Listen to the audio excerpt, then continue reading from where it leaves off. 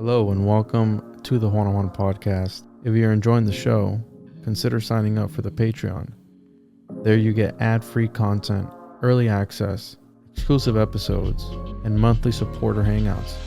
You can find it at patreon.com/the-One-on-One-podcast. If you don't like the subscription-based models, there are other ways of supporting the show that are linked in the description. Thank you for tuning in and enjoy this episode. They said it was forbidden. They said it was dangerous. They were right. Introducing the paranoid American Homunculus Owner's Manual. Dive into the arcane, into the hidden corners of the occult. This isn't just a comic. It's a hidden tome of supernatural power. All original artwork illustrating the groundbreaking research of Juan Ayala, one of the only living homunculologists of our time. Learn how to summon your own homunculus, an enigma wrapped in the fabric of reality itself, their power at your fingertips, their existence, your secret. Explore the mysteries of the Aristotelian, the spiritual, the Paracelsian, the Crowleyan homunculus, ancient knowledge lost to time, now unearthed in this forbidden tale. This comic book holds truths not meant for the light of day, knowledge that was buried, feared, and shunned. Are you ready to uncover the hidden? The Paranoid American Homunculus Owner's Manual, not for the faint of heart. Available now from Paranoid American. Get your copy at tjojp.com or paranoidamerican.com today.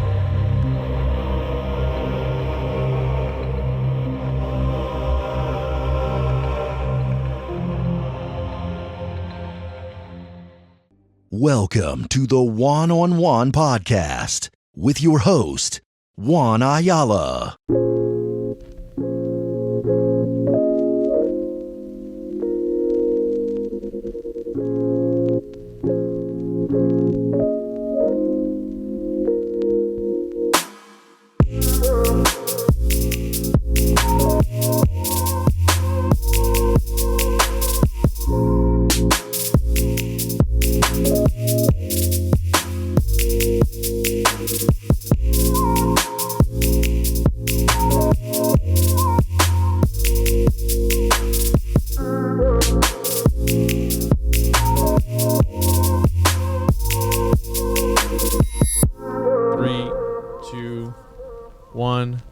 Welcome back to another episode of the One-on-One podcast. I'm your host, as always, Juan. Make sure to follow the show on social media at the One-on-One podcast, tjojp.com, patreon.com/the One-on-One podcast. Get your Occultus Mundi, get your Homunculus Owner's Manual. Follow me on all social media platforms.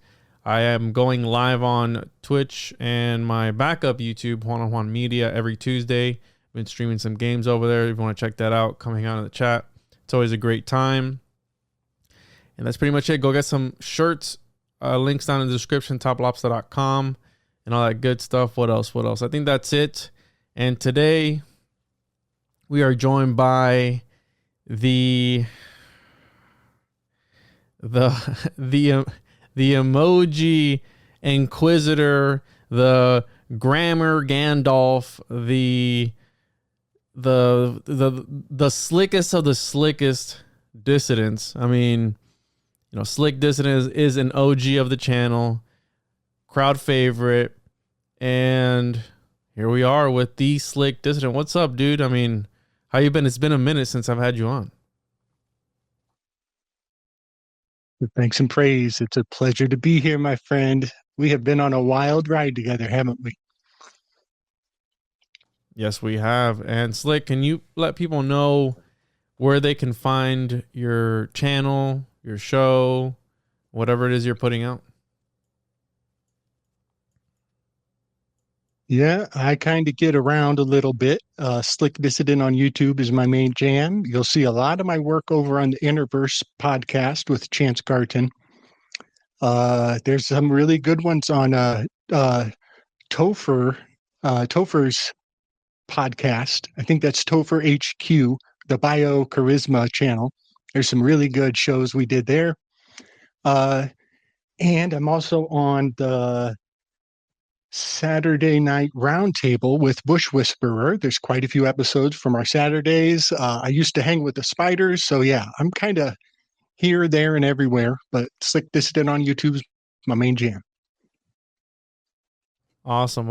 And yeah, I didn't really have anything planned for today, but I mean, there's plenty of stuff going on. We got we're recording this on 6/6/24, so there's got to be some magical aspect to that, and maybe we can use that to project this into the airwaves. But as of late, dude, what have you been looking into? Because I know there's been a lot of craziness. I've done some decodes on the Kendrick Lamar and Drake situation, how that kind of relates to the dog stuff. The dog relates to the homunculus and all that craziness. And I've been just putting out a lot of shorts, a lot of reels, and I mean, we're racking up millions and millions of views so far. So I mean, we're hitting some strides. But what have you been getting into as of late, dude? Where has because I know you have a weird way, not weird, but unique way of going about things and researching subjects from a perspective that it's not white belt, it's black belt and beyond, because either you get it or you don't get it. And some people would probably say like, oh, he's reaching, whatever it is. But when you start to lay it all out, I mean, it's there. And one of the things I love that you do is the phonetic Kabbalah, where, I mean, Fulcanelli talked about this. It's there. Just because it sounds the same, maybe it doesn't look the same, whatever it is, but there's something about that sounding the same that does something, dude. What have you been looking into? Yeah, buddy. Most recent of my epiphanies has been around Wittgenstein, the author, and he has a book, the Tractatus Philosophicus Philosophorum, some kind of longer title. And it really is a challenge. It's a worthy challenge. And this is, I find, to be a very mystically supercharged, even temperament spell to keep people's creative mind subdued. However, now don't let me sound like I'm taking sides on Wittgenstein. Yet Ludwig Wittgenstein was an engineer turned philosopher and believes that he has murdered philosophy forever and that it can all be laid to rest. But then he goes back on his own work. So he's a walking contradiction. So don't let my words give you any bias one way or the other. Most of these guys we study are pieces of shit at the core, but the cream of the crop of their work is skimmed off the top and monopolized in mass. And I'm seeing the Wittgensteinian fingerprint everywhere I look now that I'm gaining more affluence in his system. But the real trigger for me was the lust card. I believe that the Tractatus is fully imbued into the visual art of the lust card. And what's cool about Wittgenstein is he literally alluded to a visual language outside of words. And I'm a little creeped out because I think that's what I've been tapping into all along. And so I'm tuning into this guy's channel, and it is on a level that I think is going to reveal the secret to my whole game, because I have a bit of synesthesia. You know, I'm a long-term capoeirista, a lifelong martial artist. I have a very unique way of thinking. I have studied under very unique minds. But to study Wittgenstein's biography and look at this card, it is undeniable in a great many ways. One is, I think the best way to do this is not in the chronology of how I came to the information. A lot of my path is broken and it's chronological. So let me just try to make it as linear for everybody else. But in Wittgenstein's biography, he built a famous house. It's still exalted home, kind of a historical place. But when the house was done, he was like, nah, we got to lift that roof 30 centimeters. 30 centimeters, we got to lift that roof. So they redid the whole house to lift the roof 30 centimeters. Raised the roof was a decade-long battle cry in hip-hop. Raise the roof. What's the song? The roof is on fire. We don't even. That's it. Yo. Yep. And then even lift your hands if you know that happiness is the truth, right? And then it goes on to something about we're going to dance off the roof. I don't know. So the roof lifting of this card has originated in Wittgenstein. Now, let me say, I don't believe that he lifted the roof on that house. I think that as soon as cognitive dissidence hits a biography, I know that this is going to be a button, a cultural hallmark going forward. So knowing that Wittgenstein is the original roof lifter, which I do not necessarily believe, I just know that it has been emulated in culture 100,000 times. Also, he has something called the Shafir cut. It's a mathematical horizontal line. That's his signature. That's his imprint on math. And then, so hold on. He also It's has like, what's called the in. Before you go on, because this piqued my interest. Okay, Yeah. So this guy has. I saw some names on his page. I'd never even heard of this guy. I don't even know who this guy is. I spelled his name completely wrong when you said it, and he's got some connections to some people in history, right? We have, Yep. anyways. That's regardless. That's besides the point. Okay.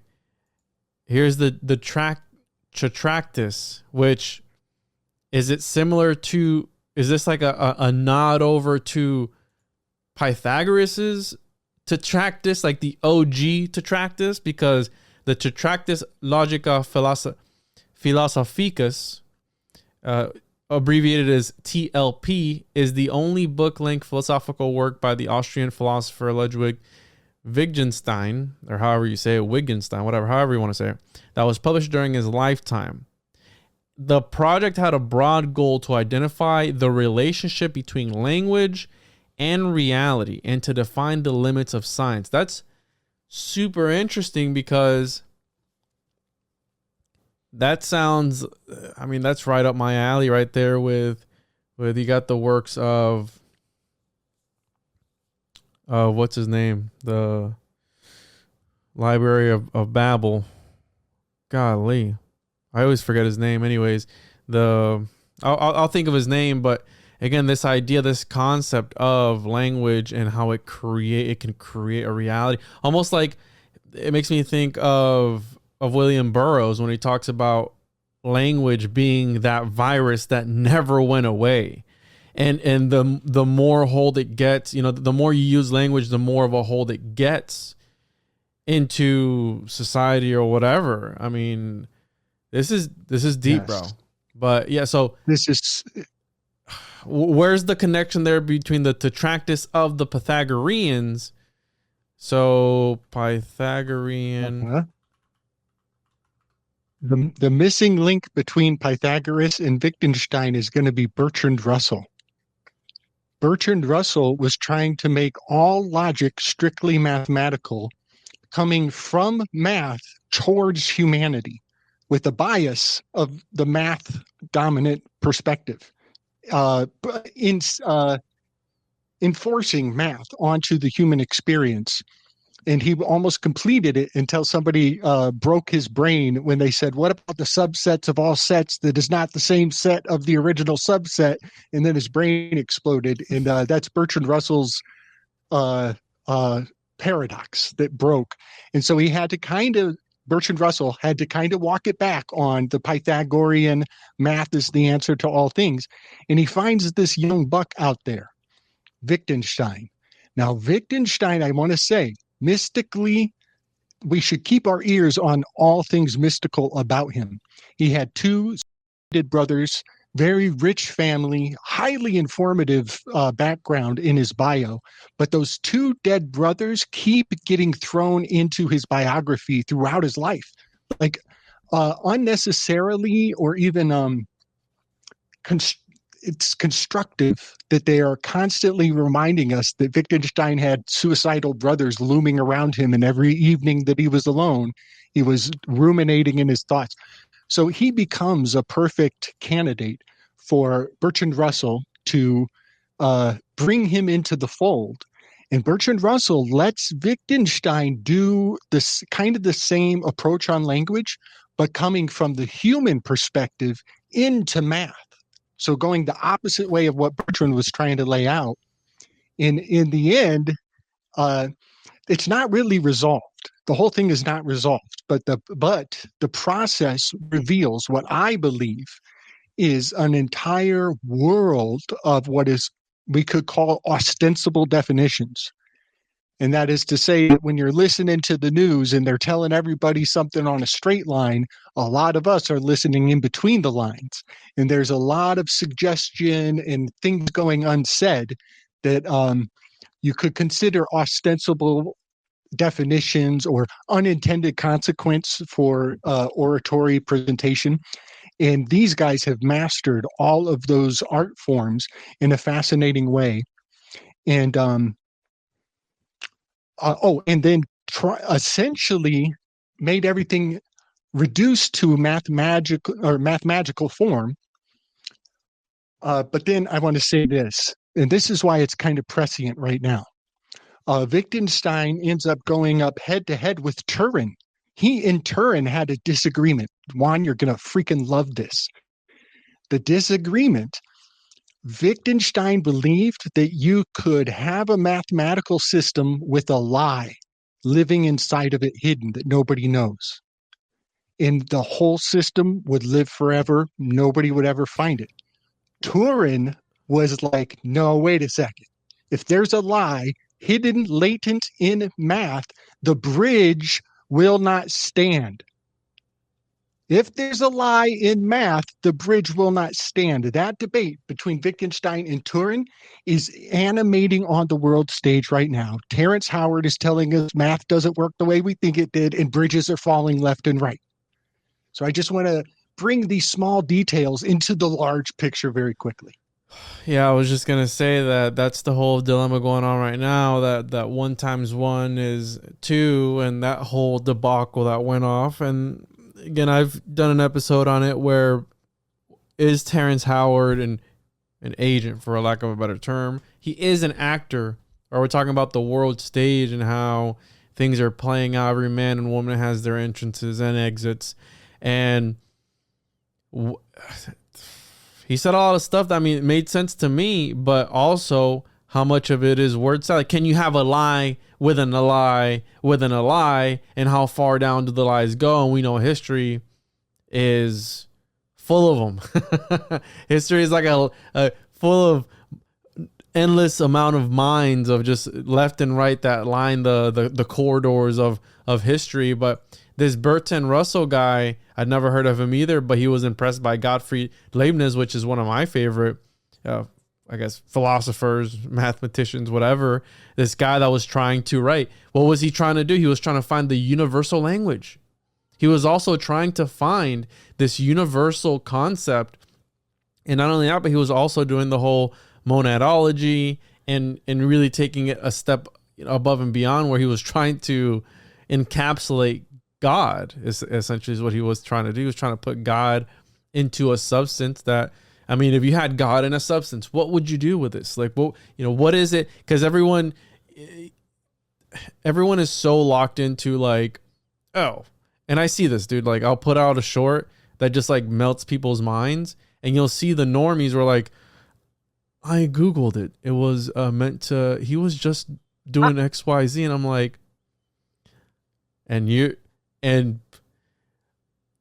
the kind of person that trusts the mainstream media or the mainstream history and just goes with it like, oh, dude, I Googled it, dude. I Googled it. Is there something to Googling that, because that has become a verb. It's become it's jumped out of the collective and it's become its own entity.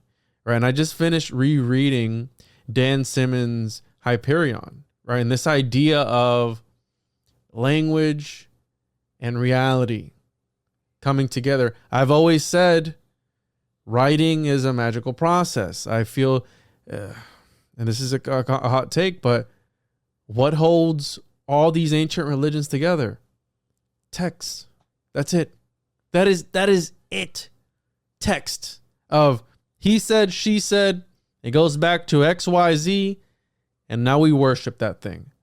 Well, I was listening to Rogan today, and he was talking to Billy Carson, and they were talking about all these epics and the Mahabharata and the Bhagavad Gita and the Sumerian Kings list and all these, floating cities and this and that. It's like, oh, why would somebody 6,000, 5,000 years ago, whatever, write a sci-fi epic?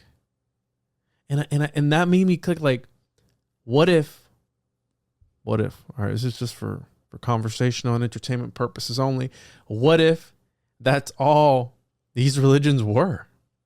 Some sci-fi that some nerds got together and wanted to role play Dungeons and Dragons, in the year 50 or something, and they just came up with this entire cosmos. It's not too far-fetched. Look at Star Wars. Look at look at Game of Thrones, where there is a reality existing inside of another reality. We're talking about lies within lies. Well, there's a reality existing, a false reality, or is it? Existing within our reality that came forth from somebody else's reality in here that was birthed. And in Hyperion, where does the shriek come from? Spoiler alert, they wrote it into existence. It was the Cantos that birthed this entity that quite literally ends reality. It was this one guy that he's like, yeah, it stopped when I would stop writing about it. It wouldn't kill anybody. And then when I would write about it, it'd kill people. It was his muse. It was one of the guys' muse. Burroughs talks about this, the devils in the ink, where they pop out. It's these ideas are, we're mixing woo-woo with the not so woo-woo, but I think it's all part of one thing, dude. Even if it is on a different layer of reality. You know what I'm saying? Yeah, buddy. Yeah. Yep. One thing I've been picking up on, I don't really share some of the Freudian eroticism that comes out of language. It's actually a very slippery slope once you start realizing how sexual our language is. I recommend people look up hierophilia. This is the eroticizing of sacred implements. And I will point out that the clicker mouse is the vagina anatomically. And in that context, the women have totally taken over the world using their little vagina clicker mouses, which are hierophilic implements sacred to the entire cornerstone of this culture we're building. Now, also, I want to mention that when we talk to each other, that language is a virus, that idea that language is a virus, it's even more erotic than that. And when you start thinking about it in these ways, we're having a good time, we're having fun, it is uncomfortable and weird, but what we're doing is we are inseminating thoughts onto each other. And those thoughts, we take them in and they grow, they incubate within, and then they become another, and they give birth to other thoughts later. So in the funnest way, I believe that the anthropomorphizing of the Greeks will serve us very well if we can incorporate a lot of their technology. It actually unveils what was here all along, to think of these things in these ways. But you mentioned Joe Rogan. I'm not picking sides. I'm not pointing fingers. But I am going to be controversial because you just can't bring these things to the surface without ruffling some heavy-duty feathers. This is Joe Rogan's studio. The word Joe Rogan is the word dragon. That tail, the Yaldabaoth tail, that is the Hydra constellation, which it terminates in Leo. This is the lust card, but I want. Is this the Crowley deck? Wittgenstein. Go ahead. Is this the Crowley deck? Yep. So now that the Thoth Crowley deck. Yep. Now that I'm seeing Wittgenstein in this card, a fascinating correspondence to. I've decoded the entire Scooby-Doo gang Juan. The whole Scooby-Doo gang is in the most complicated Enneagram decode I've ever done. I had to do the most complicated work to find the silliest thing of children. This is Velma. Velma loses her glasses. She's always crawling around on the carpet with her ass in the air because she can't see anything. Think of the metaphor of what Joe Rogan represents in the light of Velma in the Tractatus. This is taking things to another level, a total another level. But I just want to mention that people see the word lust and they think about Texas and swingers and all that stuff with this lust card. I want to put it into context of lost in translation. The fact that we didn't see these signs and symbols in front of our face, a great amount of information has been lost in translation. And I believe that the information is still there in all of us. I think that Wittgenstein, they can talk over our head all they want in symbols and conveyances, way beyond our first level of interpretation, but it's still within us. And so if you go and study the Tractatus and you study some of what Slick Dissident is looking at, and then you go back on what you consumed out of that cup, out of that Joe Rogan studio, it's going to come together in fascinating and powerful ways, because I think a great amount of truth is lost in translation in that studio. And just, I know that's kind of confusing because this is a Leo card and I have Ophiuchus written up here. I just want everybody to know there's a good reason for that. You got to come to my channel to know why. But yeah, that's kind of where I am now. I'm looking at the Dragon studio and realizing that it is actually a hypersigil of the Tractatus. And this means a great deal to me, So, yeah, that's kind of the tip of my research right now, is in integrating the Tractatus into what has been, what was going over my head even. And so, yeah, I'm trying to bring that down, lasso that satchel, that sacred text. When he printed the text, they talk about, that's what she's holding there. That's that red bag on her hand is the Tractatus in Wittgenstein's little satchel. Oh, and then one more thing. In and is another mathematical formula that he put together. And it's kind of a not and, the word not and tied together. It's a neologism. And so this nut in her hand is his not and symbol. So yeah, a great amount of his work is just thriving in this card only, as far as I can tell. There's actually another card. I see a little bit of his the final chapter of the Tractatus. So yeah, I'm unpacking that right now. It's pretty far out. Dude, this is like I said, this right here, this Tractatus is going to take time to really decode because it's heavy, bro. I mean, there's a visual here. Let me pull it up here. And I'm working with a new platform today, so please bear with me because we're not using StreamYard today, but he's got a visual to it here. This is the entire thing. The graphic illustrates and structure of Ludwig Wittgenstein's Tractatus, which is organized as a series of nested statements. You know what this reminds me of? Give me 1 second. It reminds me of that Dr. Illuminatus. Whoops. Natus. No, not the Illuminatus trilogy. No, was it Dr. What was the dude's name? One of the first guys to come up. We did an episode on him a while back. Was it Dr. Illuminatus? Let me see something here. It's the dude's name. And speaking of that, here we go right here. Raymond Llull. Where he came up with this, right? The first father of the Enneagram, of course. And he came up with this machine that was just that. It was statements. And he did it to argue the existence of God. And what did they call him here? What was his name? You and I have covered him before. It was like Mr. Illuminatus or something like that. Mm-hmm. I don't know if you remember Yes. that episode. We did it a while back. Mm-hmm. Let's see here. Yeah, this guy is totally in the Enneagram provenance for sure.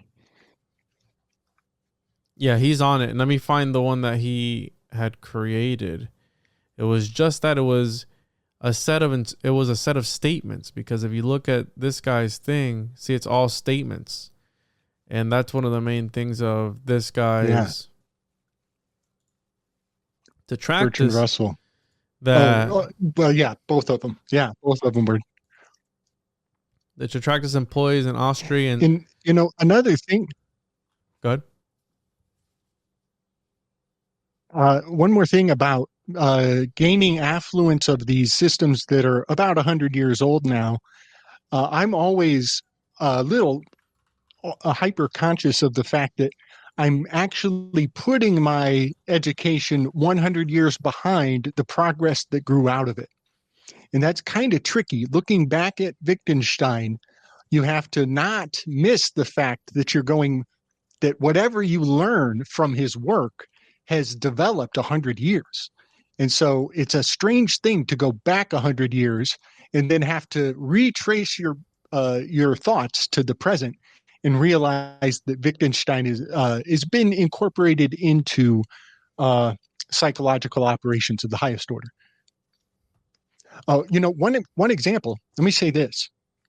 One example of what Wittgenstein did, and now I'm not talking about the man, I'm talking about the institution of the work that he gave his corpus, not the man. I'm just talking about the psychological operations when they gave us the lockdowns, everybody was worried about the emergency, and they are showing you a picture on the screen of this spiky ball.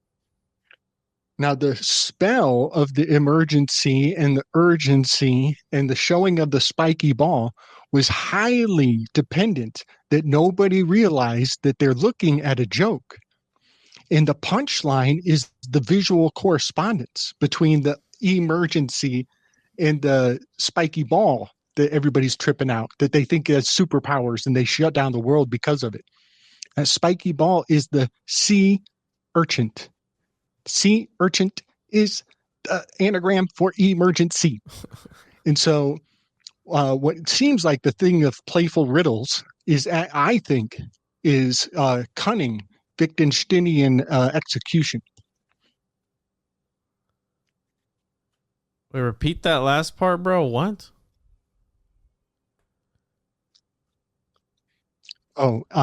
This riddle, the riddle of the sea urchin, it was what happened. I guess what I'm saying is people in their visual field, they're seeing one thing, they're calling it something else. They actually, there's like a self-governing, I think it's a fear of puns. I think the world has a phobia of puns and playful thinking. And in fact, I think we beat ourselves down for not being playful.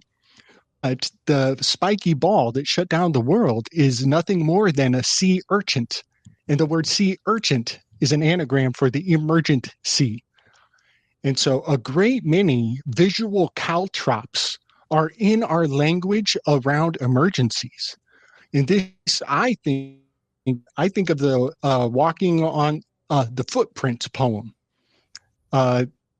Footprints is about walking in heaven along the sands, and you look back at the hard times. And you're with Jesus walking on the sands. You look back on the hard times in your life on the trail, and there was only one set of footprints. Yeah. Am I good on the signal? Yeah, I'm just trying to process, because this is linking other things for me that I want to bring up. You're fine. I'm just trying to take it all in, dude, Okay. because So the poem the poem Footprints, where you look back and you say to Jesus, why is there only one set of tracks? And he says, that's because I was carrying you in the hard times. that poem is hyperstitiously inseminated into our emergency protocols for generations. And there are a great many, I call them caltrops, on the beach trail. And this is little spikes and hazards in our thoughts that don't have to really be there. And our language around crises is a strange visual pun of walking along the beach and stepping on broken glass, sea urchins, jellyfish, all the hazards. This is our heel lang. This is our heel lang, the language around healing. And I think the reason this has happened, it doesn't have to be manipulated or intentional. We don't have to really put this on any individual or institution. This could just be the collective volunteering to be vulnerable when they're sick. And there just might be something about the way we see things in a hazardous situation where even the word, that sinking feeling, we all know the sinking feeling, that's a metaphor for when you're on the beach and your footing is being taken out from under you and you're being diminished, that sinking feeling. I believe that this is parallel language. And when you say, yes, I understand, you are agreeing to diminish yourself. You're going under the sand. You're sinking into this agreement. But you're also, when you say I understand, it turns out that it has to do with the definition of substance. Substance. I understand, I substand. I will substantiate this contract. I will go forward and execute and pour my life into the cup we agreed to fill here. The substance of understanding is your imagination, and you bind yourself to obligate the fulfilling of somebody else's vision. And so when you say, I understand, you are diminishing yourself. You're going into this strange beach trail of betrayal of the self. And to understand is to substantiate something, and that is to say, I will fill the shape you give me. When you say, I understand, I will substantiate this. You're saying, I obligate myself to fill the form that you provide. You're giving them the power of the form, and you're doing all the work. And so linguistically, this is stuff that Bertrand Russell and Wittgenstein were dealing with in a fascinating way. And then I'll end on this. Wittgenstein had read Bertrand Russell's private works. And he said, Bertrand Russell, all of his math should be in red books for the public, and all of his politics should be in blue for the private. And those blue books of the private side of what Bertrand Russell was putting forward, I think we're getting just glimpses into some of those works. Red books, huh? I mean, we know what the red books do. And I never really thought about that, dude, where when you're saying understand, you're putting yourself in a submissive position. And is that why at school it's all about understanding everything that they give to you? You're being indoctrinated in some sort of way every single time when the teacher asks you, do you guys understand this material? And you're like, we understand. And you, by taking the language to reinforce the concept. I mean, and then you introduce pictures into it, because I was reading this. The prominent view set out in the Tractatus is the picture theory, sometimes called the picture theory of a language. The picture theory is a proposed explanation of the capacity of language and thought to represent the world. Although something need not to be a proposition to represent something in the world, Wittgenstein was largely concerned with the way propositions function as representations. I mean, this is simulacra and simulation at its best. Jean Baudrillard, which is the premise of the Matrix. And interestingly enough, I did a short on the study of the inner monologue and how some people don't have an inner monologue. As much as 50 to 70% of people don't have an inner monologue. Now, the good news is you might not actually be an NPC, okay? But the bad news is they don't know why some people don't. You might be a homunculus for all I know, who knows? But the thing is that they don't know why people don't have an inner monologue. And along with the not having an inner monologue, it leads people to not be able to visualize within their mind. Okay? So when they're not, and there's a scale for this. There's the Apple scale. Let me see here. Of visualization. Where you have right the apple. The apple. So here, aphantasia is the name of the condition where you're not able to visualize. So it asks you to close your eyes and imagine an apple, then judge the clarity of the apple based on the scale 1 to 5. If you score a 5, you cannot see any apple at all, but know you are thinking of an apple, then you might have a condition aphantasia. So here, some people aren't able to see anything. Some people aren't able to read in their head. Some people aren't able to hear the little voice in their head. And there's some people who can have super realistic visualizations in their mind's eye, right? And they're able to conjure. Some people are these the, when you say apple? Yeah, are these the wizards here? Are these the people? Like, is this enlightenment where you're able to visualize like everything, right? This. But even this is tainted with the whole picture theory. If we follow the picture theory, just because it. Yes. You know what I'm saying? Just because it doesn't actually represent what you're saying. I mean, I don't know, dude. Dude. I don't know. It really is. It's something to marvel at. Because, dude, let me talk about the story real quick, because just to show like how the nature of reality can definitely not be what it seems. Or we're talking about simulacra and simulation. The simulacra of something, that statue represents divinity, but that statue itself is not divine. I mean, that's the whole thing. But it takes on that meaning, that idol. People start to worship the idol, even though it's an empty idol. It's nothingness. But to them, it means everything. And the person I was thinking about earlier is Jorge Luis Borges, which comes up always in my research, because he was just a really amazing writer, and he was able to write these amazing stories because he was going blind, right?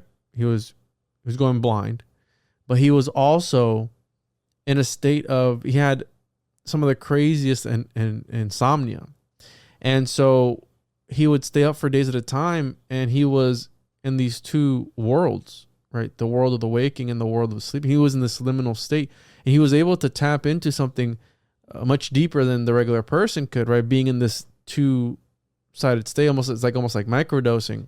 And he was able to come up with these crazy stories. And the story, it was called the circular ruins, I believe was the name of it. It's about a guy who finds this old temple and altar and everything, and he goes to it and he starts to imagine and conjure a whole other man, right? A tulpa or thought form projection, golem, or golem, homunculus, whatever. He brings them to life, right? He thinks of this person and brings him to life with his mind, right? On this altar, kind of manifesting him into existence.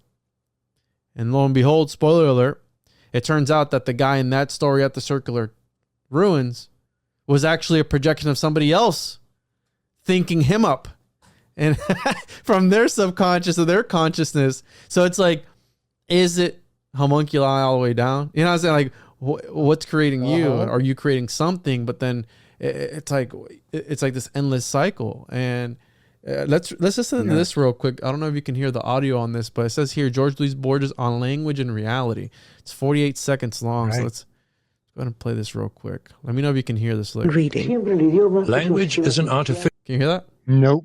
All right, let me. Nope. It's in Spanish, but they're translating it. Give me 1 second. Remove source. Cause he's saying some shit, bro. Here we go. Let me know if you can hear this. Reading. You hear that? All right. Yep. This is he's speaking Spanish. He's Argentinian, and it's being translated. So just listen to this. It's 48 seconds long. Reading. Language is an artificial system which has nothing to do with reality. Reality is a combination of perceptions, emotions, feelings, distractions, dreams, and surprises. That is reality. Language, on the other hand, is a rigid system with different rules we must obey. We use nouns to call things by names we have invented. An example of this would be an apple. We call that fruit an apple, but we can only perceive its color, taste, shape, texture, weight in your hand. But we don't really know if there is something called an apple. So any language is an artificial system compared with reality. Reading. Whoa, dude, that's sick, man. Yeah, I mean, man. he's absolutely right. That's exactly what we're trying to get on, where these are all just placeholders. And like and we know that language affects thought. It affects consciousness. We know that for a fact. So how much are we being deprived? How you were saying a lot of the translation is lost on the Joe Rogan experience. That's what it is. It's an experience. It's an initiation, dare I say. It's the Red Room, right? It's part of the Twin Peaks universe, all right? Okay, so how much of the translation is being lost and how much are we not grasping because we're taking, again, from these dead old guys of back then who were in charge of everything. I mean, think about it, dude. It's essentially what's going on now. They got dudes who should be in nursing homes in the White House. Yeah, buddy. You know what I mean? And even that, the White House. That's totally at all the way to the top. You're totally right. You know, this lost in translation, and a great amount of what I say sounds extreme, and I just want to say in advance, like, handle with care some of these thoughts. You know, I think that's why Wittgenstein in the end was like, no, philosophy has to be destroyed. Y'all just sit around and think too much. And he's kind of right. So handle with care on some of these things. But Den Kromverlust is a German word. It means loss of thinking space. And when you look it up, I always recommend people research these things from multiple sources and think very critically, because the first couple layers are going to be like not even trying to fact check. They're just going to try to talk around it like it's something casual. You have to be really penetrative with your thinking as you research these things. Den Kromverlust translates to loss of thinking space.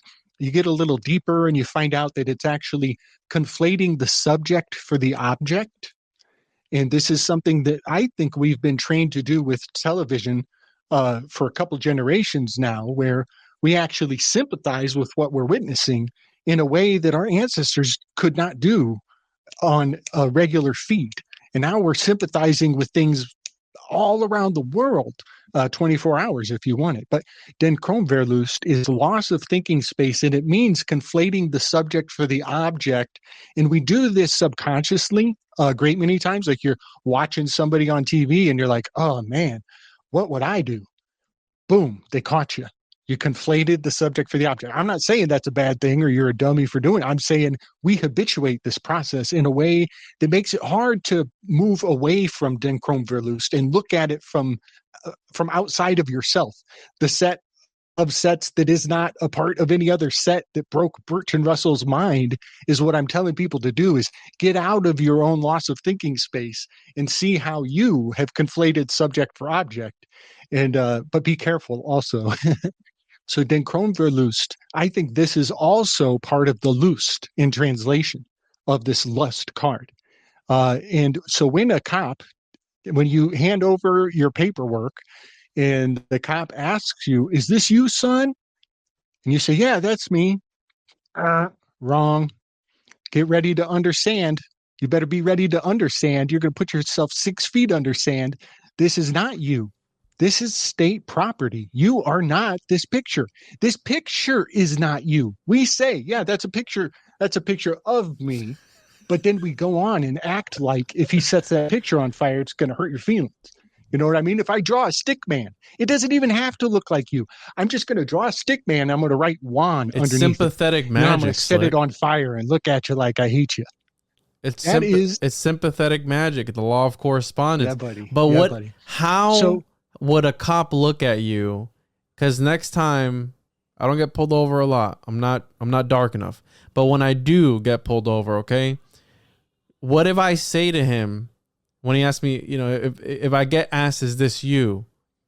What if I say no? What happens then? Like, what do I break the spell? Because he's gonna be like, what do you mean it's not you? It's like, what do you answer? That's like, I'm me. Yes. What do you say? How do you break these spells? Slick? Yeah, buddy. Yeah, man.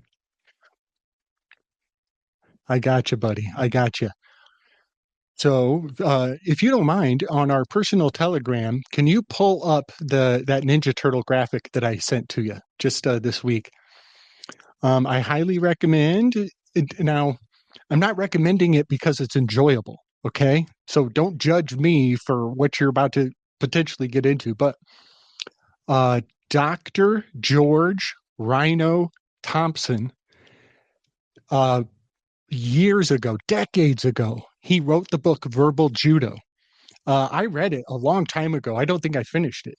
And it's a good read, but it's very useful for helping you anticipate interaction with officers. And I even went as far as to watch his instructional videos, many hours. And it was very cringy. It also gave up how they stormtroop your first 5 amendments within 60 to 2 minutes of talking to the cops. Within 2 minutes, you've already given up 5 amendments. And he has it down so he can eat 4 of your amendments in his first line. And it's that 5th amendment where he gives you a chance to maybe say, I don't want to talk to you. And so it takes a real attitude adjustment to engage with the state, because the first word they say to you is breaking your door down.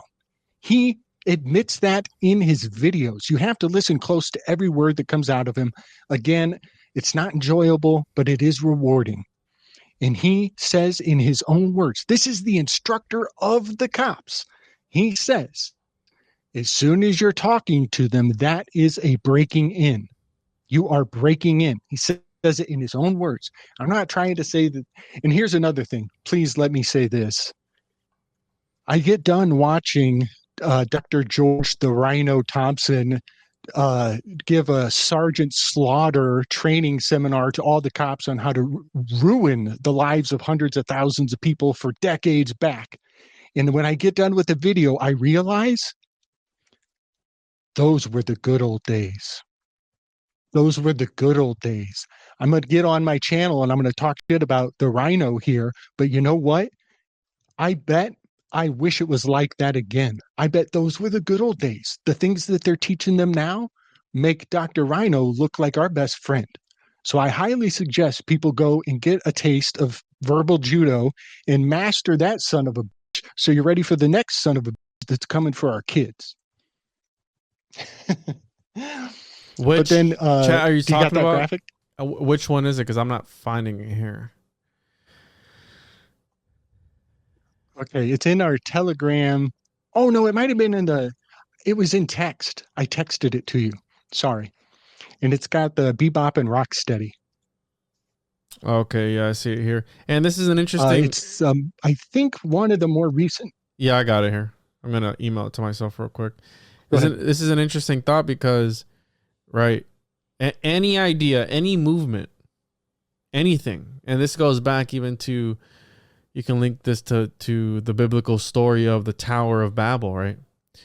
Which the Library of Babel by Lord Jorge Luis Borges is about this endless library that has all the information that could ever exist in reality, and all the stories that could ever exist are written in that place. But the story of Babel is about what? About communication, essentially. It's about not being able to complete a task if you're not able to understand, right? And the whole concept of any movement is it's going to be organized through what? Through language. It's going to start off with an idea, and it's going to get birthed into reality. You're going to use that to have everybody else do whatever it is that you're trying to make them do. Right? I mean, that it starts off with that first. Right? Yeah, you mentioned earlier that the mouse is very sexual, right? As we're fingering our way through the internet, through the interwebs, just finger blasting our mouses. Well, how about the pen is mightier than the sword? Was that supposed to be like a pun to something else? The pen, the penis, right? Penis. This is very masculine. This is very phallic-y, you know. So, and people talk about this all the time. The pen is mightier than the sword, and you got Donald Trump signing away, president signing, right? We're talking about Carl Jung and the sexualization. Well, it wasn't Jung, it was Freud, right? With the cigar in your mouth. How that was supposed to be a phallus of some sort. It's gayer than you actually think. Yes. You know, there's an entire muse. Yep. There's an entire name is Arato. And Arato she actually is camouflaged all the time. She's like the muse that everybody pretends isn't there. But she is quite thriving in our culture and in our mentality. And I think it's required because she's sex is the creative generative principle. So you can't have a bunch of muses without one of them being quite lovely in her perversion. Whoops, hold on. So Dr. Rhino Thompson, he looks like a rhino. He says so many, doesn't he? His personality is hilarious. He is totally from the 80s. He is an 80s baby forever. And he's doing all this crazy kung fu moves while he's doing his presentation. And it's so hokey. You kind of end up loving him because it's so hokey. But he's like Sergeant Slaughter up there. And here's another thing. He's up giving his presentation, and he's constantly sniffing, but he's tactically sniffing. It's part of his persona is tactical sniffing. And so in the weirdest way, I'm like, is he laying cover for the fact that he's flying on coke right now? Or has he worked out the fact that he's always going to be on coke into his persona? And it just makes the perfect metaphor for the rhinoceros with a big white rock on his nose. You know, it's flawless. But here's another thing. He ends up giving all of the police officers, he says in his presentation, if I could go to every station around the United States right now and make it mandatory, you would all have this mantra on all of your cars and in all of your locker rooms. And this is your word you say to yourself to switch off the humanity, go into kill mode. And the mantra he gave to all the cops, showtime, baby. It's showtime, baby. That was one of the words that Bebop and Rocksteady were throwing out in the cartoons with the Ninja Turtles. And so here's the fascinating thing. He says in his presentation, if you want to control your enemy, that's another thing to keep in mind. Like you're watching these cops and you're like, some cops are good. Well, guess what? They want to kill you already. They woke up this morning ready to kill you. So don't associate with them as though they're human. This is a great way to learn why not to.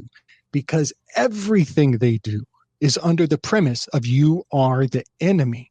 And it's so revealing. So if you want to, this is his words, if you want to control your enemy, you need the black magic of their name. He calls it black magic. He's instructing all the cops, go do black magic, get all those names. He says, if you don't believe that the name has power, If your child has named their teddy bear and you throw it out the window on the family trip, you just threw out a member of the family. And then that's actually a cut scene where you go to the next video. He ends on that, but it hits me like a ton of bricks, buddy. It hits me like a ton of bricks. This is beyond hypocrisy. Now, in my video on my channel, I make a point not to insult him personally and to give him a way out and to say that maybe he didn't have anything to do with this. But his entire essence was boiled down into Rocksteady, the rhino of the Ninja Turtles, and inseminated onto the children with a name that they would attach to. So in his seminar, he says, your kids have a toy that they like and you throw it out the window. Well, guess what? It's only a decade in time before he becomes the stuffed animal and flies back in the window and lands in your child's lap so your child can attach to an egregore of this man. That is darkness. And then I just want to also mention the window was your clue. The window is the visual pun of the word influence. The word influence comes from when they believed that the stars would align and influence you through your draft through your window and make you sick. The word influenza comes from, oh, you must have had a draft in the door. And that's a trip because we just went through influenza, and what's next? We're looking at the draft.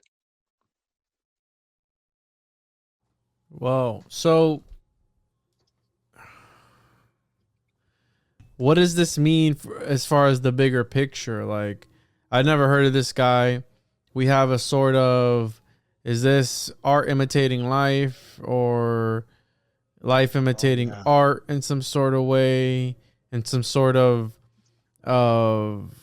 parasitic way, right? Because they go hand in hand, kind of, sort of. I never, like I said, I never heard of this guy. So he trains officers in the art of persuading people, like almost like a NLP type of thing, where he's trying to get them, again, to submit without violence at first. I mean, if they can do that without violence at first, then they can do anything, essentially. I mean, if they can break you with just their words, which, again, back to William Burroughs, where he was talking about that there's a string of words that just can destroy a person.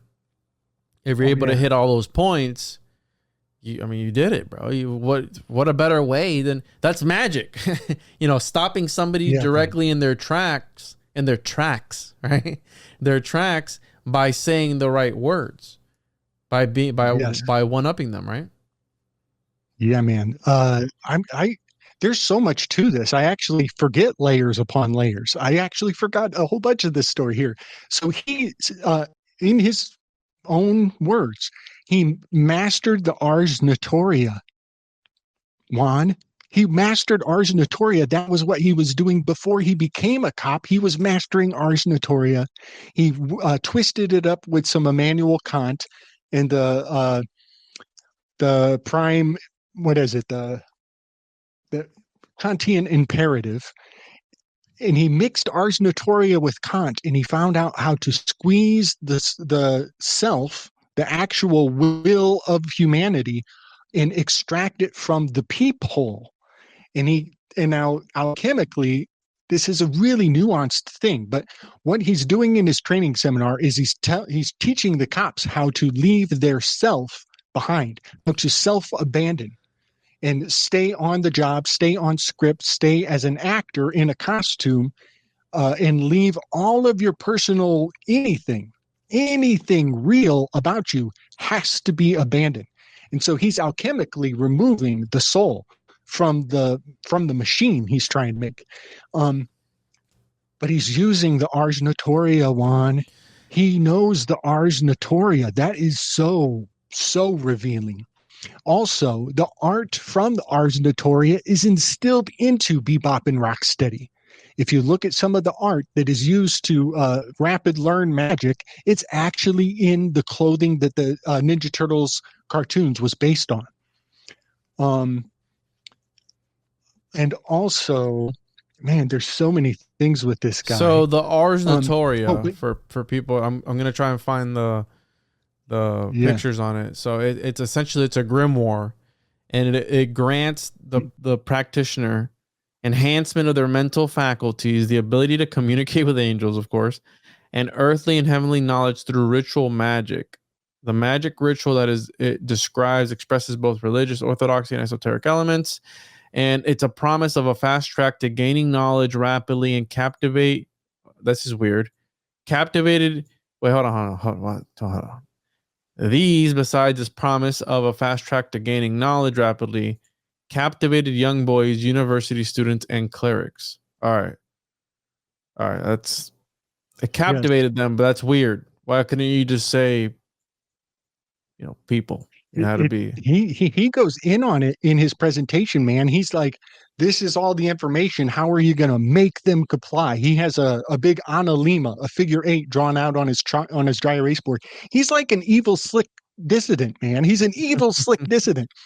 And then he tells him like, and then he does a karate move, and he's like, you get him voluntary compliance, and he starts doing karate moves. It's hilarious. If you go to the graphic I sent you, Juan, the graphic I sent to you actually shows some of the art from the cartoon from the Ars Notoria you might be looking for. Rocksteady's, wait, hold on. Bebop's, his shoes are glyphs and sigils from the Ars Notoria. And this is the art of enclosed cognition. Everybody should look up enclosed cognition. And like I said before, do not read the tourist brochure. Read this shit with a critical eye. You got to dig, man. They're putting the tourism shit on top. You got to dig to find out what enclosed cognition is really all about. Now read and study enclosed cognition, which is what they did when they dressed up the Ninja Turtles in the Ars Notoria, basically. And then go read Color of Law. Oh, look at where it's at. Of course. Look at where they got our Ars Notoria. I'm looking for the original, bro. Is what I wanted. Yeah. So yeah, man.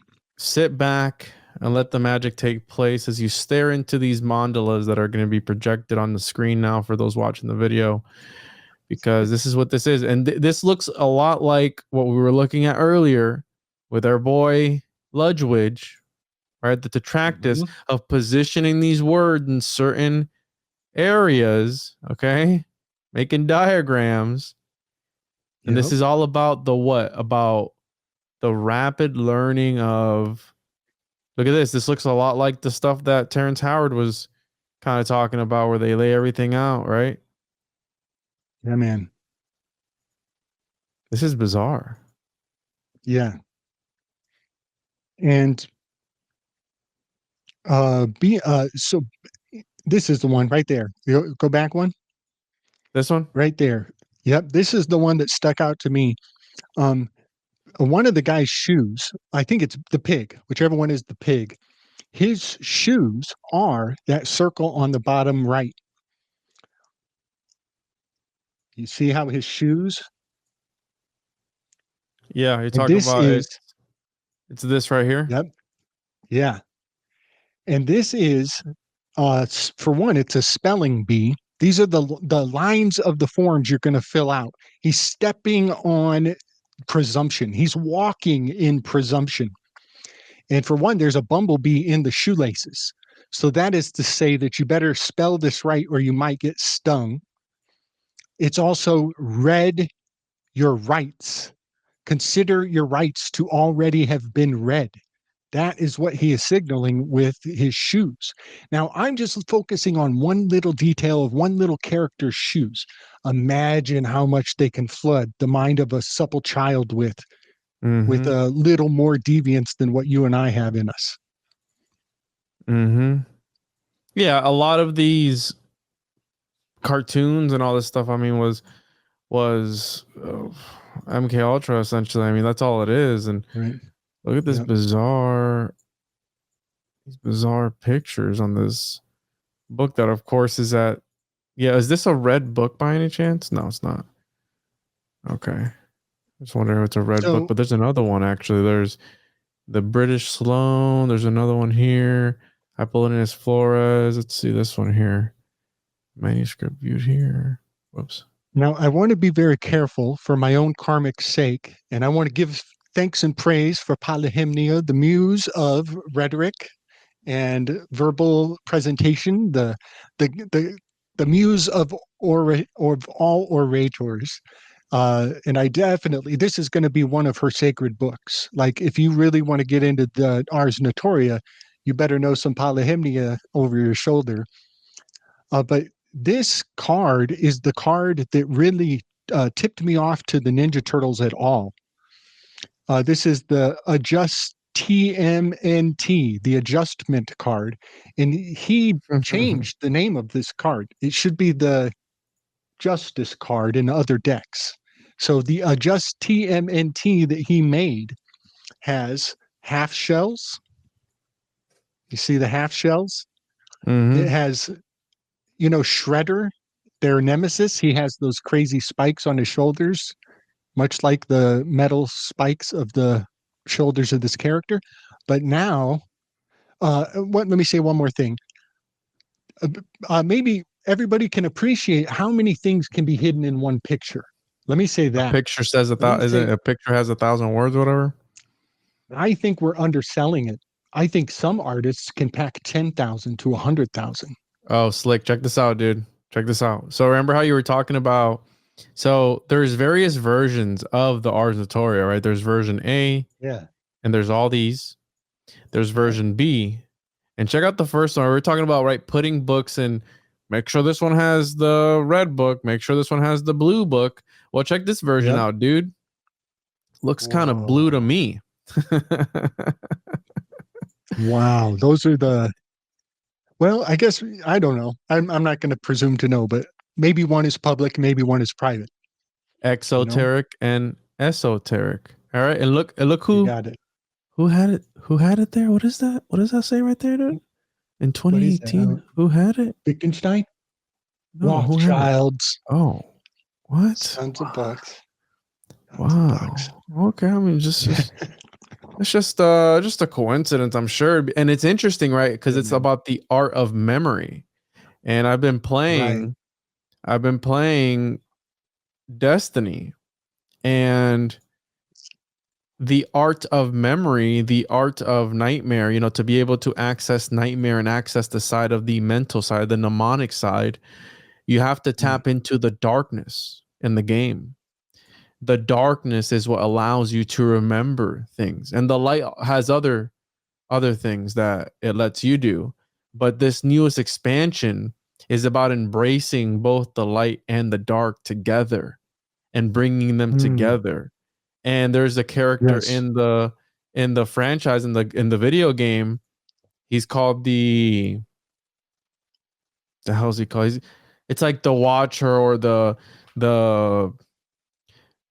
Thinker or something like that, the Observer, something like that, something along those lines. And he has just tapped into reality, and he wants to mold reality itself into like his own version of it. So almost like he's taking reality and making it into like a homunculus of his own. And he's like tapping into everyone's minds and like speaking to them in some sort of weird hive mind sort of way. So yeah, that's a trip. Well, just to close off on Dr. Thompson, the rhino, if you look at this card, there's actually a rhino's face charging you. There's a rhino coming at you head on. Oh, yeah. Can you kind of see it? I can see it. And then also that character, the cartoon, he has a sword over his shoulder with a kind of janky handle. It's a wooden busted ass sword. That's right here. He also has hand grenades dangling. That's right here. So the charging rhino of Dr. Rhino Thompson or whatever was inseminated onto the children, not as a police officer or somebody helpful that you want to go to. He was turned into a nemesis, a bully, a hip hop cop bully with a twin brother who's not really a brother, right? Rhinos and pigs, they don't mix, but they act like they're twins. So there's the cognitive dissonance of looking at a monkey and calling it Donkey Kong. That cognitive dissonance, it's a hallmark. It's not just with us. It's not benign. It's with us in a very specific way. Like duck and cover was instilled onto the children with the picture of a turtle. So they're giving the kids a picture of a turtle and calling it duck and cover. So and it's very soft-handed. It's not offensive, but it is a signature move when you get this calling it one thing when it's something else. Oh, man. All right. So, Slick, you always bring up the Crowley Thoth deck, or however you say it. What was he tapping into? What is it about that tarot deck? Did Crowley actually contribute something of value through these images, or was it not even him? It was his artist that he had hired. What is it about that? Because you're extracting all these things and all of these, I want to say, like, archetypical ideas and concepts from this deck that resonate throughout reality. They're still resonating throughout reality, because I'm sure that a lot of these figures that we see in mainstream nowadays they're playing their role. I mean, I did the breakdown of the Kendrick Lamar and Drake stuff, and Drake is playing his role. Kendrick Lamar is playing his role. It's again backing into this white lodge versus black lodge type of ideology where they're kind of battling it out. They're both garbage. Both sides are bad. They're two sides of the same coin. But what is it about Crowley? Was he tapping into something, or was it his artist? What the hell's going on with that deck that it oozes with all this symbolism and these correspondences? Yeah, man. Yeah. So the public facing side is where you place the dupe. That's where you put that's where you want everybody looking while you're switching things in the other hand. So Crowley is the public facing side, and there was an inversion in it where she was paying him so she could do the work. That was an inversion. And that inversion is a hail sign. Trump was like, no, she was paying me to fuck her. That inversion, it's a hail sign through history. But she was not the only artist. Maybe related to Francis Bacon, but he's not. He also was privately commissioned to do a lot of the work on these cards. And so the fact that I know of at least one other artist who has done a couple artists either, and that also tells me that there's a network of influence behind these cards. And then let me just say this: when people imitate art and archetypes happen, you're taking a passive position. You're taking a passive position. You're going to convince yourself that this stuff comes out of nowhere. You're going to convince yourself that this is not manufactured by the minds of the highest order. I'm not going to buy into that. I think that our archetypes are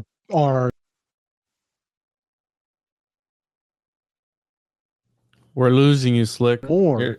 You're getting into the territory where they're trying to cut off your. We lost you, Slick.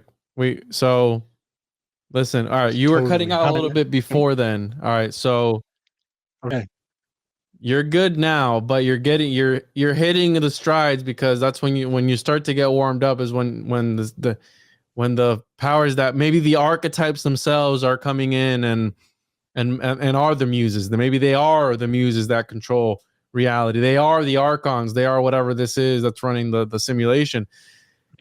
You said, okay, so start back over. She was paying him, almost like the Donald Trump inversion type of thing, right? So start from there. She was paying him to do the art. Yes. And I know that. Oh, we got a lag. I'm sorry if I'm lagging. Yeah, you're lagging out, but I mean it's part of it. Looks like we're okay. All right. I believe she commissioned other artists to complete the deck. I know that Francis Bacon, the artist, was also an impressionist, and then her though. So their lifelines they're not peers to one another. He would have been an aspiring young buck, but his name alone has the root that goes back to the great vowel shift. This is a very large weave. There we go, right there. The Pope Innocent X, the purple one. That is right here also. But this is card number 10. And that's Pope Innocent X in that painting that he did. It's based on another more famous painting. But that essence of Pope Innocent X is in this card right here. And so what I'm finding is she is not the artist, and there is a network of influence behind these cards that is not close to us. But for an artist named Francis Bacon to have fingerprints on this deck, it gives sanguinity, it gives provenance to everything Francis Bacon culturally, because he claims to be related, though I don't believe it. But Bacon and the Baconian movement was not only rich with ciphers, but that he swallowed a great amount of vowels and phonetics, Chaucer language versus the Shakespearean language. So Shakespeare becomes a vessel for a great amount of ciphers and codes and lost ways to see language. So yeah, there is more in this deck than I think I could ever fully unpack. And we oversimplify just for the sake of podcasting. But when we talk about Crowley and we talk about Lady Frida Harris, who that isn't really her name, there's like layers of intrigue just keeping us from touching the bedrock of what's going on here. But the reason why I stick with the Crowley deck is because it resonates with more potency than any other deck into what we lived, into our lived experience. And a great amount of that is unpacking from not just Marvel Avengers, not just our Autobots and Decepticons, but all the way down to Scooby-Doo, Fred Flintstone, and maybe Bugs Bunny. I haven't even tried Bugs Bunny yet. It is all here, present and accounted for. And that is a broad swath of fractal access. I can zoom in and out of time through the characters of the things of children. And because it's the things of children, let me rant a little here. I've talked about this on my channel. Because it's the things of children, our inner child has the best education there is. And everything you've learned since you put the things of children away has been a bunch of bullshit that hasn't been serving you at all. But something about what you got when you were a kid was actually reinforced by advanced complex systems beyond my words here. And so what has happened is our inner child has been rewarded with a deeper, stronger level of ability.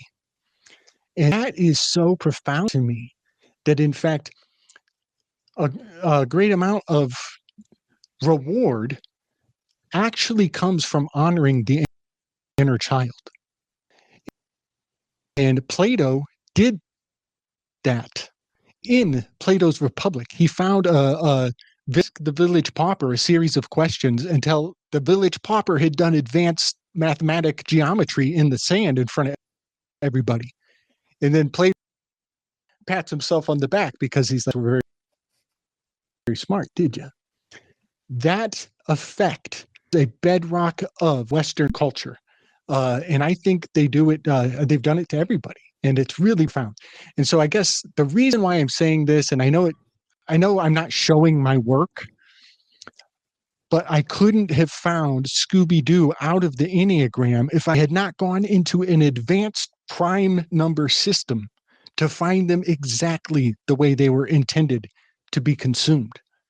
And so what has happened is I've had to really convince myself that I'm smarter than I might possibly be, just so I could get a guess. It's like I call it a Wittgenstein's bridge.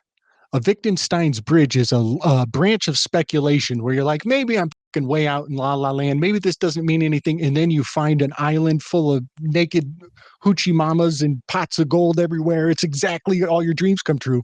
But you would have never got there if you hadn't taken the Wittgensteinian bridge. And I got over the bridge. I'm off of the branch of speculation. I'm on the island and I'm partying with the Shaggy team. And they are in an incredibly advanced system of the Enneagram. And it's very rewarding. So yeah, defining the things of children in a highly complex network is reminding me of Plato's dialogue where he extracts complex math from a child. It's reminding me of a comment that I got, I think it was today on one of the videos where, people argue on the comments, and it was like, experts are not afraid to speculate, but liars are. Right? So it's like how you're saying this idea of going out on a limb, going over this dilemma you face, right? The fork in the road. Well, which way do you go? Well, I mean, whatever. I mean, it's a bad analogy, but that just reminds me of that, of like, you need to take the leap, speculate, bro. Like, regardless of what you're being presented, of what you're being, this is really fascinating. And one of here I have Lynn Thorndike pulled up, one of my favorite historians. He actually did a lot of work on the Liber Vitae, and we got some thunder going on right now outside, but a history of magic and experimental science. For anyone who hasn't checked out this, it's like an encyclopedia. If you haven't, I mean, this thing is packed with just information for days and days. And so he's talking about here, he's got this chapter on Solomon, the Ars Notoria. And check this out. So we're talking about Bacon, right? Roger Bacon speaks of the magic books in a grand sounding style, which were falsely ascribed to Solomon, and which, quote, ought all to be prohibited by law. So that's what they're like, hey, these things should be banned. Oh. So, right, we know that Solomon has always had this reputation as being the sort of magician, or one of the greatest magicians, in my opinion, probably one of the greatest alchemists too, if you want to believe all those stories. But here he starts getting into the Ars Notoria, which is seeks to gain knowledge from or communion with God by invocation of angels, mystic figures, and magical prayers. And we are told that the Creator revealed this art through an angel to Solomon one night while he was praying, and that by it one can in a short time acquire all the liberal and mechanical arts. There seems to be a little difference between notary art of Solomon and that of Solomon Macinius and Euclid and the golden flowers of Apollonius, in which Solomon is mentioned almost every other sentence. And then he goes on here to talk about this Apollonius, an angelic faction of the same author. In one manuscript, at the close of the golden flower of Apollonius are prayers which one brother John Monk confesses he himself has composed in the years 1304, 1307. In a later manuscript, we find his prayers described as given to him by the blessed God and as perfect science, and that they followed by the Pauline art discovered by the Apostle Paul after he had been snatched up to the third heaven and delivered by him at Corinth. Other works of notary art are listed in the manuscript catalogs without name of the author, etc., etc. So he's just going on and on about this. And we even have Hermes Trismegistus. One wonders if it may have been any connection with the book on 6 principles of things ascribed to Hermes Trismegistus, and which has been discussed in our chapter Hermetic Books in the Middle Ages. And he goes on and on.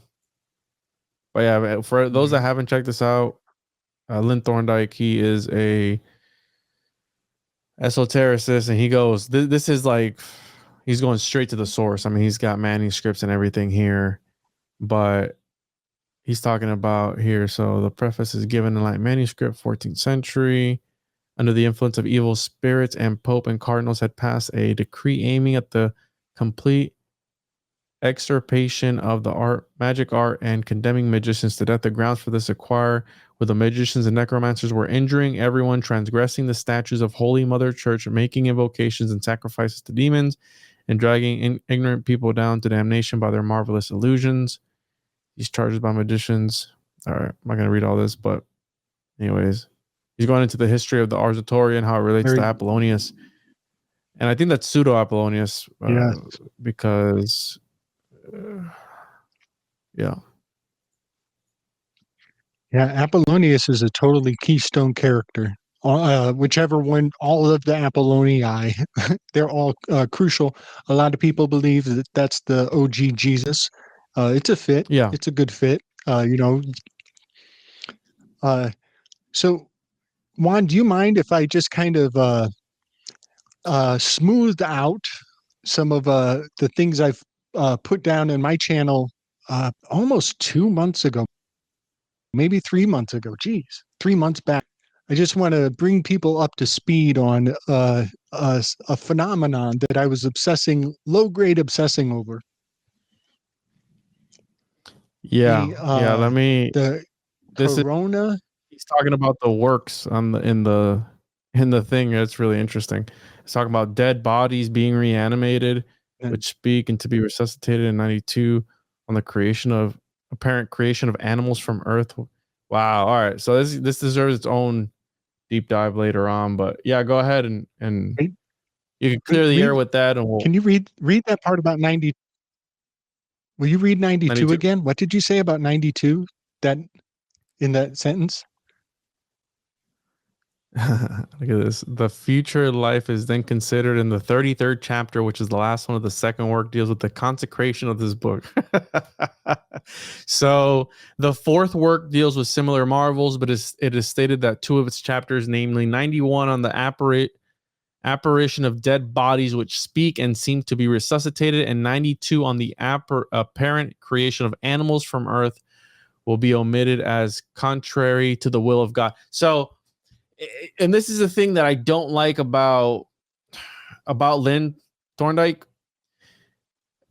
He did this with the Liber Vitae. He refused to translate some of it because it was too blasphemous. But who are you to determine if it's too blasphemous or not? You're depriving history of information by you refusing to translate it. And here he goes. Here he says it. He goes, 92 on the apparent creation of animals from Earth will be omitted as contrary to the will of God. So he's like, yeah, I'm not gonna tell you about that one.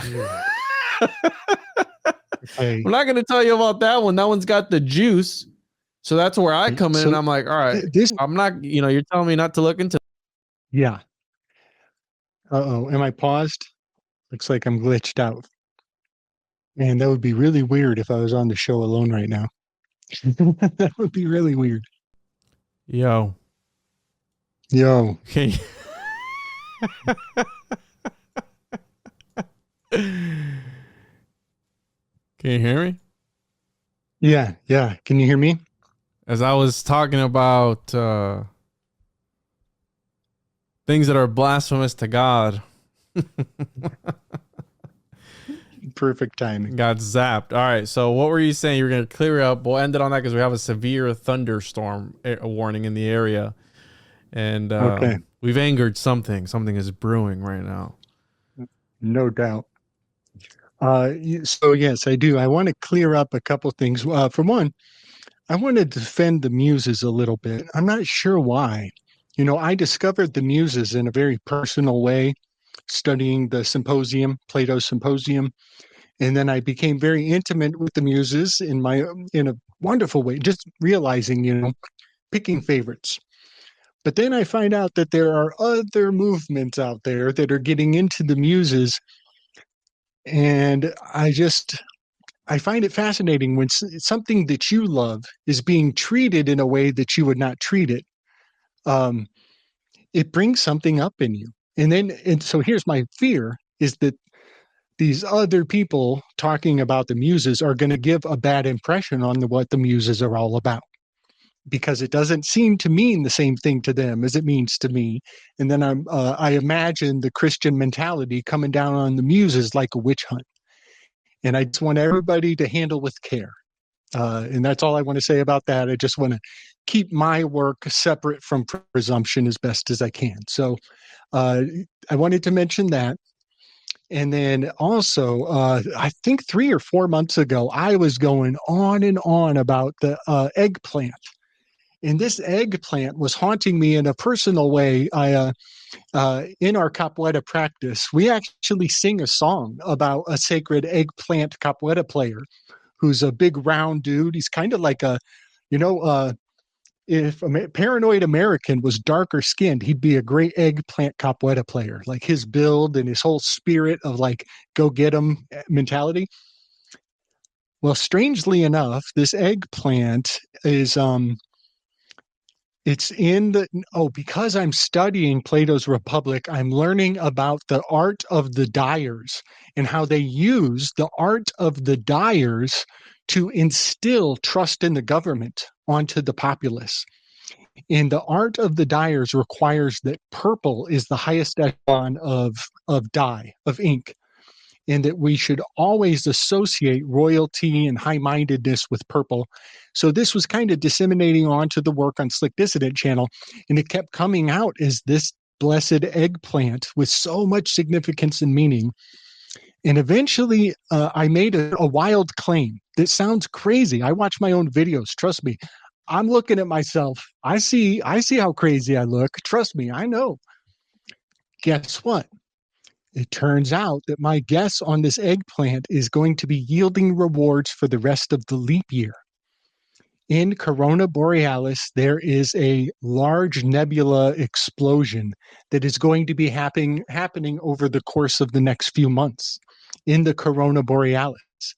And my strange eggplant obsession with the Corona Borealis is now getting rewards, because sure enough, this is the year that the Corona Borealis will be exploding in a very unique star. It's called the Blaze Star. The Blaze Star. I was like, whoa, somebody gave this thing a public relations team. So if anybody goes back and sees me going crazy about the eggplant and this capoeira song about the eggplant is dangerous and the nightshades is in the dominion of Hades, who is Joe Biden right now, and this Corona Borealis is the pitchfork of Hades. If Buotes is Hades, he would need a pitchfork right next to him, and it's the Corona Borealis. And so this strange blaze star that's taking place in the Corona Borealis, that is a metaphor for 1,000 things. The Corona Borealis, I think it is the eaten apple. I think it is the literal sign of the Libra, but it's also a symposium and a cave, a sacred den, a bear den. And you can find Corona Borealis if you track Ursa Major, the big bear. If you follow its tail, it makes a straight line to Arcturus, and the Corona Borealis is right next to it. So I just wanted to share that there is actually some feedback from the heavens that is just kind of rewarding my low-grade obsession from a few months ago. So I just wanted to point out that I'm only crazy if you don't watch for the rest of the year on the things I'm saying, because some of it comes through in ways I never would have guessed. It's your own chapel perilous, so I mean, it's for you to enjoy, right? It's your own reality tunnel. And it's interesting you bring up the dyers thing, because it's so true. There's a new concept that popped up on my radar. I'm going to be doing an episode on it soon, where the concept of the suffering Messiah was a topic introduced, pretty recently. It hasn't always been a thing. So the idea of the Messiah needing to suffer, and this idea of it was something that was introduced. And I have a historian that's going to be coming on to talk about that. People might know who he is, but yeah, he's going to go deep into that. And so, wow, yeah, interesting idea. I'd never even thought about that being a concept that was introduced, because again, you're born with it. They tell you this is how it is, and so be it, right? We don't think about anything else. So like, hey, was this something that was implanted in our subconscious of needing to suffer and endless suffering in order for redemption or whatever it is, you know? It's coming down hard right now. Totally. You know, okay, I'll let you go, but I want to mention universal suffrage. Keep this in mind if you're going to do that interview with him. Universal suffrage used to be the covenant of chopping your dick. Chopping your dick was the covenant, but that didn't include women. Chopping your dick doesn't include women in that covenant. And so they had to get women in on universal suffrage. So now we're all in on this together. We're all chopping so our there's an dicks off. aspect I just wanted to mention that. Right. Well, there's something strange about like men relate to the suffering, but now we got to get the women in on the market too. So let's call it suffrage. There's something really, you know, I had this thought today. I promised to shut up, but I had a thought today. Can you really be pagan if you're circumcised? Can you really be pagan if you're circumcised? I don't know. But it seems like a very dangerous accusation to tell somebody that they could become pagan when they're missing the defining organ. That is a confusion of profound proportion and magnitude. But then it dawns on me that women don't even have these thoughts. Women they would not even come across their radar. There's no reason why it would. So they're totally oblivious to this profound world-shaping, whimsical thought that I had. So yeah, universal suffrage, circumcision, and how do we bring the women in on the suffering is just an interesting thing you're going to be dealing with there, buddy. Yeah, no, that is an interesting concept if you think about it, because there are some radical beliefs that, right, this symbolic mutilation that we've talked about back then, you know, a little whiles ago, where they believe would bring them power of sorts, right? So that's not too far-fetched to think about. But yeah, let's get back together soon, Slick, because the weather's not too good right now, and I want to just jump off before I get disconnected again. Hopefully it didn't mess up my recording from earlier. But let the people know where they can find you one last time, Slick, and we'll jump out of here and reconvene later down the road. Excellent. Yes. Slick Dissident on the YouTube. That's my main jam. I got the Cashapp down below all the time, y'all. I always forget to self-promote, so let me do that now. You'll also catch me over on Interverse with Chance Garton. I've been on with all kinds of heads. I'm in with Paranoid American too. I forgot to mention him. Yeah, you'll find me. Just put Slick Dissident in there. You'll find me. And yeah, come on over to my channel. I'm always open to suggestions and comments. I love my peoples. So big love and respect, man. It was great to see you, buddy. Great to see you, Slick. As always, everyone, make sure to check out the show on all social media platforms. TJOJP.com, at the one-on-one podcast on pretty much anything. Got the Occultus Monday in the frame there. You can get your copy at TJOJP.com. And comic books, Homunculus Owner's Manual, all that good stuff. And thank you, everybody, and catch you on the other side. Bye-bye now.